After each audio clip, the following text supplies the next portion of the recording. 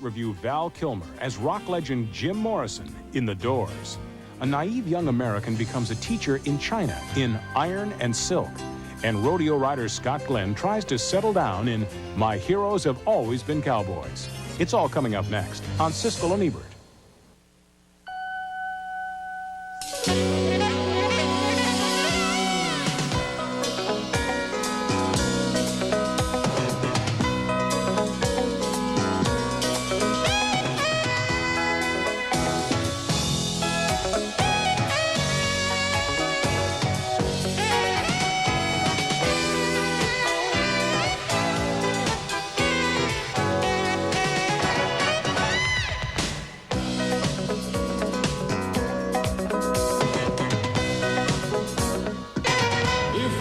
Say to you, girl, we couldn't get much higher. Yeah. Come on, baby, light my fire. Come on, baby, light my fire. That's Jim Morrison, the leader of the 60s cult rock group The Doors. And here is actor Val Kilmer, who plays Morrison in the new movie called The Doors from multiple Oscar-winning director Oliver Stone. The Doors is just one of the new movies we'll be reviewing this week on Siskel and Ebert. I'm Gene Siskel of the Chicago Tribune. And I'm Roger Ebert of the Chicago Sun-Times. Jim Morrison and the Doors left behind some classic rock and roll recordings, which I still love to listen to, but on the basis of The Doors, an ambitious new movie by Oliver Stone, the pleasure I get in listening to those songs is nothing compared to the pain that went into their making. The movie was shot in widescreen, and that's the way Stone wants you to see it here in these clips very effectively. It documents the brief life of Morrison and the Doors from their first appearance on the Los Angeles rock scene to their superstardom, and then all of the bad vibes as Morrison turned into a heavy-duty drunk and drug abuser. Toward the end, every concert was a cliffhanger. Would Jim be able to get it together, or would he self-destruct? And he said, well, you better get out of there, or what, I said. And he started pushing me. Yeah, so I started pushing back. In the beginning, it wasn't like that, as Morrison, a dreamy Venice Beach hippie, first talked about forming a band with Ray Manzarek, a keyboard player, portrayed here by Kyle MacLachlan. Sides are being chosen. Everything's gonna flame, man. The planet is screaming for change, Morrison. We gotta make the mix. Oliver Stone came of age in this world, and his movie does a brilliant job of recreating it in relationships like this one between Morrison and his companion Pam, played by Meg Ryan. Here you can see how Morrison's drugs have made all of his relationships problematical. Ooh, it's just some low-grade acids, not heavy. Oh, Jim. Oh, God, you know, I cooked the stuff. Oh, baby, it's okay. And people are coming, you know? It's amazing the way the movie recreates the Doors' concert scenes. They look like outtakes from a documentary that was shot at the time.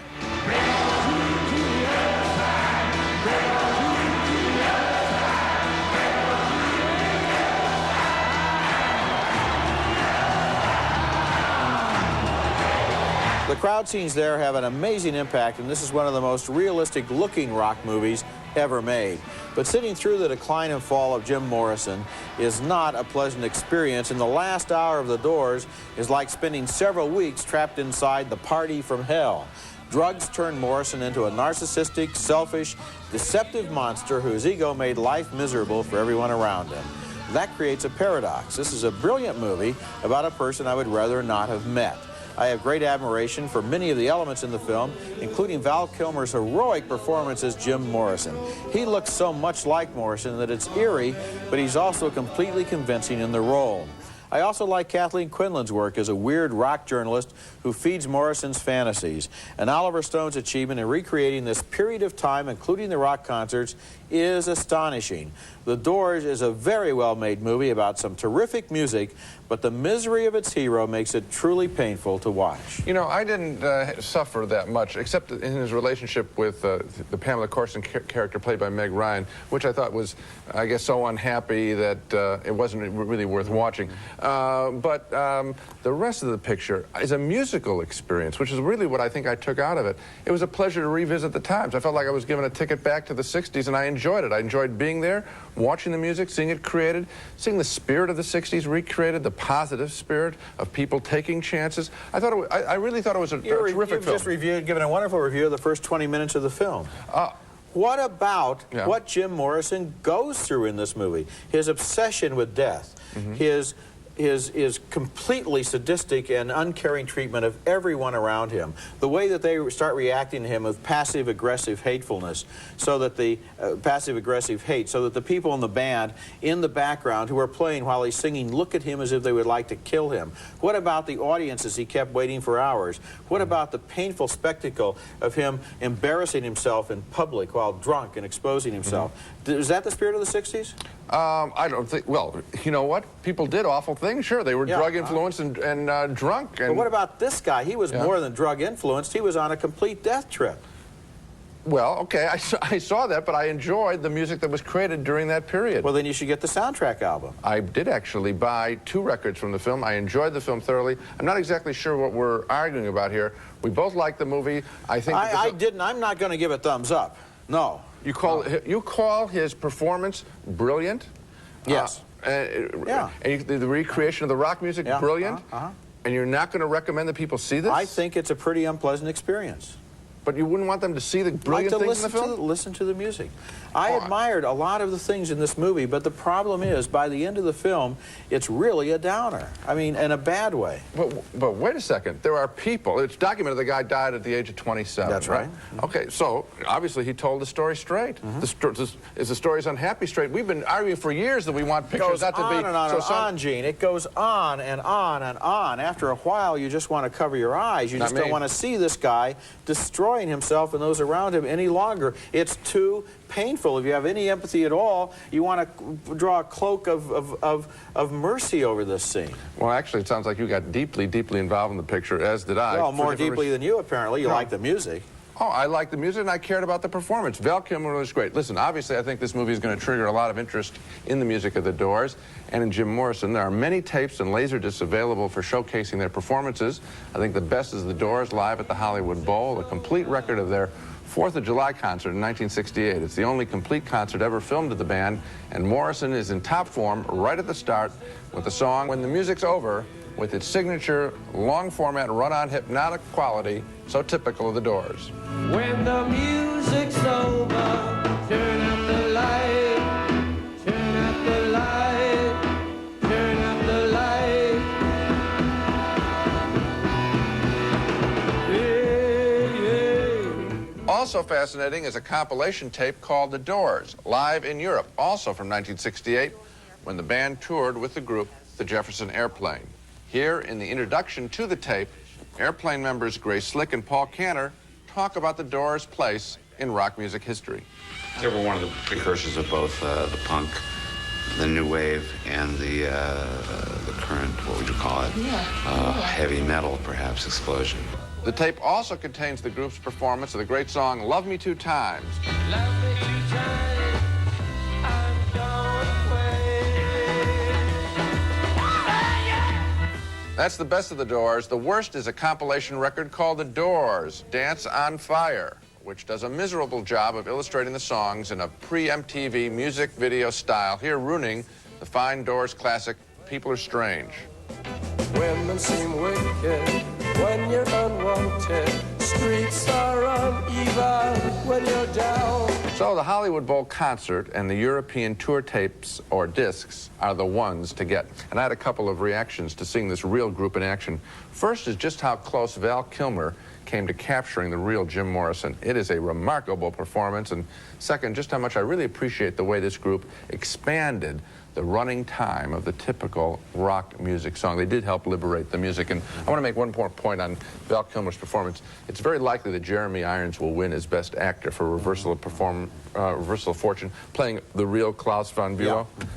This is an even better piece of work, because not only is he playing a real character, and convincingly, he's singing like him. It's an amazing achievement. Yeah, they have seamless tracks in which you hear Jim Morrison and you hear Val Kilmer and you don't know who you're listening to. You know, when I'm reviewing this movie, I'm kind of caught in the straitjacket of this ridiculous thumbs up, thumbs down business, because I can't recommend the experience. It was just too painful. Yet at the same time, I do, and that's the contradiction that you were confused by. I do admire what Jim Morrison did. I admire a lot of what Oliver Stone did. What they have not created is a film that was very pleasant to sit through. But Roger, I mean, you're doing the very thing that you have knocked the audience for, which is wanting sweet times. Don't want it. Don't want it. Come Don't on, want Roger. that. No. This is hard. The fact that I mean, I'm sitting there. Oliver Stone's probably watching, saying, "I got Ebert." That's exactly the reaction I wanted. We had a totally different reaction because in everything you've said in your entire review, you apparently had a good time. You enjoyed the music. You loved. You didn't. I don't think you really connected. Felt the pain? You didn't. I don't think so. I don't think so. Not the way I don't think you really felt the pain the way I did of what this guy is going through. It's almost like if you're visiting a sick ward. You're glad the doctors are doing a great job. You don't necessarily want to spend 2.5 hours there watching people die. But wait a second. You like the picture Awakenings, right? It's about people who are sick. I mean, what's the problem with showing someone who's sick? That's a rhetorical argument. No, it's a good argument. In the show, Scott Glenn stages a rodeo comeback in My Heroes Have Always Been Cowboys. I promise you, I'm going to see this one through. How? Are you going to take him with you? A brother and sister argue about who will take care of their aging father if he doesn't go to live in a nursing home, and that argument is the backbone of a new movie named My Heroes Have Always Been Cowboys, about a veteran rodeo rider who returns to the town he grew up in and discovers that some of his biggest challenges are on the home front. The movie stars Scott Glenn as a rodeo bull rider who's determined to make his comeback in a big $100,000 competition. Ben Johnson plays his father, and Kate Capshaw is the hometown girlfriend he's falling in love with all over again. Can't leave me and then walk back into town and just pick up where you left off. There's been a lot of living going on. Ben Johnson, one of the great all-time Western character actors, has some wonderful moments in this movie. I knew there was only one way to stop him, but I didn't have time. Because there was 2,000 pounds of hide and horns running at me. There was not much about this movie that I couldn't predict, usually with great accuracy. It follows the tried and true lines of comeback movies like Rocky, and after the first 15 minutes of setup and the fact that they mentioned in a poster that $100,000 competition, I knew just exactly who was going to be riding in it. There weren't a whole lot of surprises in this movie. There were, however, a few things I liked. One of them was the strength and conviction of Scott Glenn, an underrated actor who you may recently have seen as the FBI agent in The Silence of the Lambs. Another thing I liked was the quiet authority of Ben Johnson, who can't say a word that doesn't sound sincere. Tess Harper had the thankless role of being the angry sister and did as good a job as possible, I guess, with overwritten dialogue, but the movie's big scene was right out of the file drawer, and I get restless when I know where a movie is headed better than the movie does. Yeah, I mean, I knew the movie was in trouble when I enjoyed the rodeo sequences more than the domestic scenes. I mean, the rodeo sequences had some action. I hadn't seen that stuff quite that way before. I thought they did a good job with that, even with the time distortion. I permit that in a movie. But the domestic stuff was really routine, and as you say, no surprises. Coming up next, Iron and Silk, a most unusual film about a young American's journey into China where he becomes sort of a real-life karate kid. I'd read that he was as hard as his right hand, which he developed by punching an iron plate 1,000 times a day. Not good enough. If you want to learn something, you should always find the best teacher. That's writer Mark Salzman playing himself in the movie Iron and Silk, the true story of his trip to China, where he went to teach English in the early 1980s, but ended up being as much a student as a teacher, learning about the martial arts from a master instructor. There's a genuine freshness to this story in Salzman's easygoing, open-hearted manner and in the surprising charm of his Chinese students. First, we add cold dishes such as marinated pig stomach and sea slugs. That's a great scene. Iron and Silk isn't just a goody-goody portrait of modern China. Salzman finds a girlfriend, but their affection is not easily exchanged. Vivian Wu plays the friend. I've already been criticized for liking Western things. What's wrong with Western things? I thought that was all right in China now. It's not as free as it seems. There's sort of a prescience there when her statement, it's not as free as it seems. This film was completed just before the crackdown in Tiananmen Square. I really enjoyed Iron and Silk, however. It's a rare travelogue of somebody else's trip that is worth taking with them. Saltzman is one of the most engaging presences I've seen in a film in a long time. So natural, so unassuming, so un-movie-like. Iron and Silk is going to make its way slowly around the country, and it won't have a big ad budget to grab your attention, but I think Iron and Silk is definitely worth seeing. I enjoyed it too. I really enjoyed the fact that you really felt these experiences were happening. There was no manipulation. There's no twisting the plot to have an artificial happy ending. Boy doesn't necessarily have to get girl. Boy doesn't necessarily have to win a big karate match at the end of the movie as it would in a Hollywood formula. This is about an outsider going into a culture and finding that it's really more than he bargained for and enjoying that, and I did too. Yeah, the sense of discovery with this actor who is obviously an amateur. I mean, he's an amateur presence, so you don't know, he doesn't seem to do things movie-like, and so there's this whole surprise element that carries you through the picture, which is the drive of this travelogue. Very original in the fact that he wrote the book the movie is based on. I don't think that's been done before, where not very often anywhere, a guy plays himself. Coming up next, Superstar, The Life and Times of Andy Warhol. A look at the mask behind the man. We laughed out loud because we didn't know he was so much like us. Figures of our times. An artist whose work transformed the way we look at ordinary objects and the way we answer the question, what is art? Sometimes his work seemed like an enormous put-on, but it wouldn't go away, and it grew in stature even as he claimed to agree with his critics that it was all just superficial. In a new documentary named Superstar, The Life and Times of Andy Warhol, Chuck Workman assembled countless Warhol images to show how omnipresent the artist was and how influential. Andy, do you think that pop art has sort of reached the point where it's becoming repetitious now? Yes. Interviewing Warhol was an exercise in masochism for journalists who usually wound up supplying their own answers. Warhol's fame was fueled in no small part by the steady stream of celebrities who in the 60s drifted in and out of the endless party held at the Factory, Warhol's studio. It was fierce. It was like some kind of festival, just to go there and be there. Warhol was not only a painter and a sculptor, but also a magazine publisher and a film director, and yet he never seemed to really put an effort into anything. I could stare at the camera for 10 minutes without blinking. That, of course, is the image Andy Warhol liked to project as the passive bystander with barely enough energy to keep his eyes open. One of his friends even says in the film he doubts that Andy had a sex life at all because he didn't have the strength for one. The overwhelming impression left by this documentary, however, is of a man of prodigious energy, creating a flood of images and events that helped to shape his times. The film is an always absorbing mosaic of interviews, artworks, and documentary footage, all swirling about Warhol's cool detachment. He comes across as enigmatic as the Mona Lisa, and he may fascinate and frustrate people almost as long. Which is why I wanted to see a little bit more journalism here. I think that this picture doesn't lay a glove on Warhol. I mean, it doesn't tell me anything that you wouldn't roughly know, although when you show the material, just showing the material and seeing it up on a big movie screen, that in itself says something about the art that he created, and that's valuable, just to see it again. If you can't, you know, there was a big exhibition of his work not too long ago. If you didn't go to that, this is one way, I suppose. But I think just that...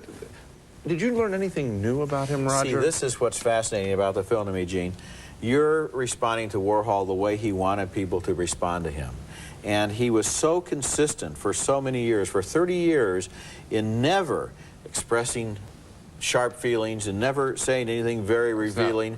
Even when you talk to his friends, they didn't really know who was really there. Unfortunately, you know what? And that, it seems to me that that's what he wanted to give. I don't know if there is anything behind the facade. Well, let me tell you something. There must be, but you're not going to get it in a movie, and you're maybe never ever going to get it. Oh, I think you can. There's easy journalism to be done on him, and I don't think that the picture did it. So we split on that. Coming up next, our video pick of the week, an unfairly maligned film directed by Jack Nicholson.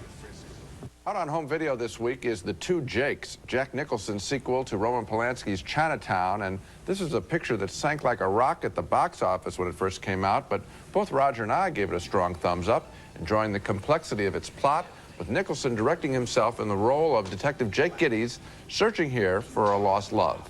You tell me what the hell you think's going on here, and I'll tell you if I think you're right. I enjoyed The Two Jakes much more because I saw Chinatown the night before I saw The Two Jakes, and that's the way I recommend you screen it. First Chinatown one night, then The Two Jakes the next. You'll see two good movies, and the rarity of watching the same actor grow and change over a 14-year period. And now let's recap our reactions to the movies we reviewed on this show. A sharp split on The Doors. I thought it was a terrific portrayal of the man who created remarkable music. Roger agrees, thought Val Kilmer's performance was brilliant, but was disturbed by the pain Jim Morrison caused himself and others. 2 thumbs down for My Heroes Have Always Been Cowboys, a predictable rodeo melodrama with Scott Glenn. 2 thumbs up for the engaging Iron and Silk, Mark Salzman's China Journey. And a split vote on the Andy Warhol film Superstar. Roger enjoyed the documentary. I didn't learn anything new about Warhol, and I have a feeling we're going to be talking about the Doors movie for the rest of the year because, boy, the experience you had, I wouldn't want to keep people from seeing that at all. Well, rather than renew our bloody fisticuffs, I would just like to say that Iron and Silk, in the meantime, is probably going to disappear into the mist of time if we don't point out this is a movie to look for and go see. It's immediately because it'll disappear. Because it'll be gone if you don't run for it. And we can argue about other things later. That's it for this week. Next week, we'll be back with The Hard Way, starring Michael J. Fox as an actor who wants to learn how to be a cop, and James Woods as the cop who teaches him. And also New Jack City, an urban thriller starring Wesley Snipes and Judd Nelson. That's next week, and until then, the balcony is closed. It's America's favorite jelly bean, Jelly Belly, now appearing at theaters and video stores with good taste. Jelly Belly beans, try them, you'll love them. Rice-A-Roni, the San Francisco treat, now with 30 flavors you can serve it every day for a month and never serve the same dish twice. No Nonsense, the pantyhose that hold up through your busy schedule without a snag. No Nonsense, the pantyhose that last. Ruffy's Color Sense trash bags with colors to match any decor, plus fresh deodorizing fragrances. Color Sense, the best value you'll ever throw away.